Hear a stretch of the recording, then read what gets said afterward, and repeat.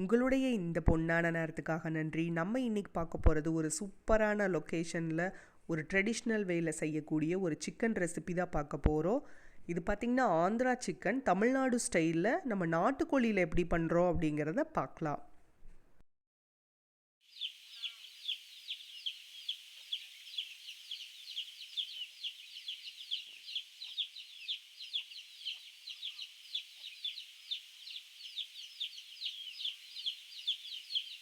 நான் இன்றைக்கி 2 kilo chicken எடுத்திருக்கேன். இது பார்த்திங்கன்னா நாட்டுக்கோழி.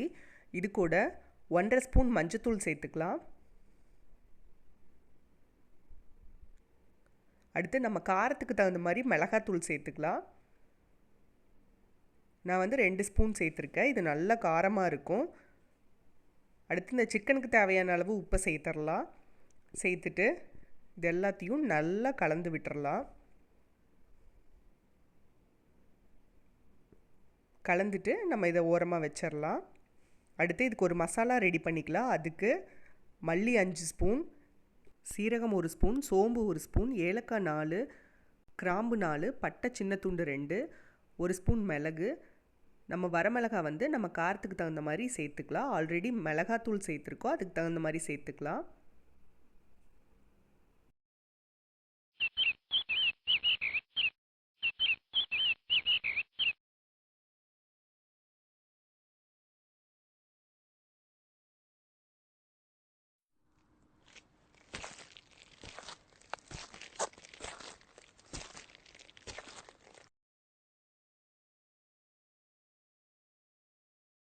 இது எல்லாத்தையும் லோ ஃப்ளேமில் வச்சு நல்லா வாசனை வர வரைக்கும் வறுத்து எடுத்துக்கலாம். வறுத்துட்டு இதை ஆற வச்சு நம்ம மிக்ஸி ஜாருக்கு மாற்றி நல்லா நைஸாக அரைச்சி எடுத்துக்கலாம். நம்ம இந்த சிக்கனை ட்ரெடிஷ்னல் வேயில் தான் செய்ய போகிறோம். விறகடுப்பில் மண் சட்டியில். அதுக்கு ஒரு மண் பாத்திரத்தை நல்லா சூடு பண்ணிக்கலாம். சூடானதும் கொஞ்சமாக எண்ணெய் சேர்த்துக்கலாம். எண்ணெய் நல்லா சூடானதும் கடுகு சேர்த்துக்கலாம். கடுகு நல்லா வெடித்ததும் 2 பெரிய சைஸ் பெரிய வெங்காயம் பொடியாக கட் பண்ணினது, கருவேப்பிலை, நம்ம காரத்துக்கு தகுந்த மாதிரி வரமிளகாய் சேர்த்துக்கலாம்.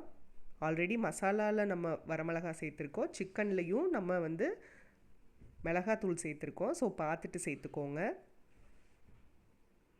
சேர்த்துட்டு வெங்காயத்தை நல்லா வதக்கிக்கலாம்.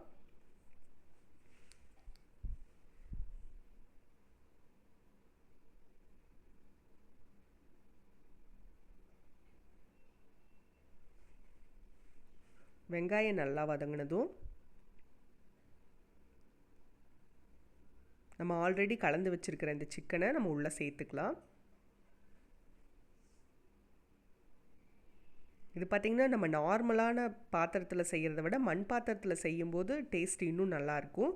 அதுவும் விறகடுப்பில் செய்யும்போது பார்த்திங்கன்னா இதனோட டேஸ்ட்டே வேறு மாதிரி இருந்தது.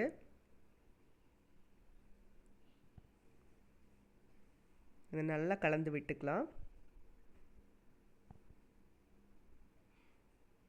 கலந்துட்டு நம்ம அரைச்சி வச்சுருக்கிற மசாலாவில் 3லேருந்து 4 ஸ்பூன் வரைக்கும் நம்ம சேர்த்துக்கலாம். இந்த ஸ்டேஜில் நம்மளுக்கு உப்பு தேவைப்பட்டாலும் உப்பு ஆட் பண்ணிக்கோங்க.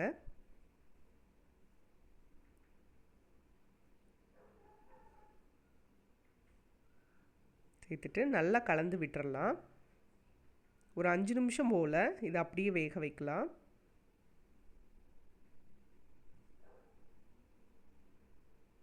நம்ம இதை கலந்து விடும்போது பார்த்து கலந்து விடணும். ஏன்னா இது மண் சட்டி, சீக்கிரம் உடஞ்சிறதுக்கு வாய்ப்பு இருக்குது. அடுத்து நம்ம இது வேகிறதுக்கு தேவையான அளவு தண்ணி விட்டுக்கலாம். தண்ணி சேர்த்து மூடி வச்சு நல்லா வேக வைக்கலாம்.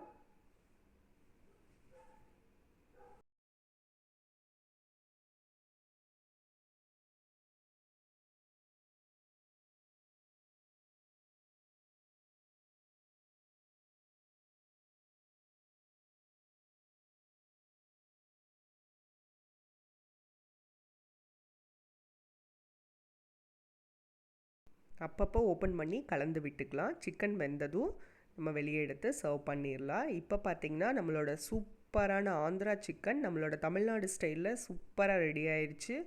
நீங்களும் வீட்டில் ட்ரை பண்ணி பாருங்கள். அறுசுவைகளும் சங்கமிக்கட்டும் அனைவரது இல்லங்களிலும்.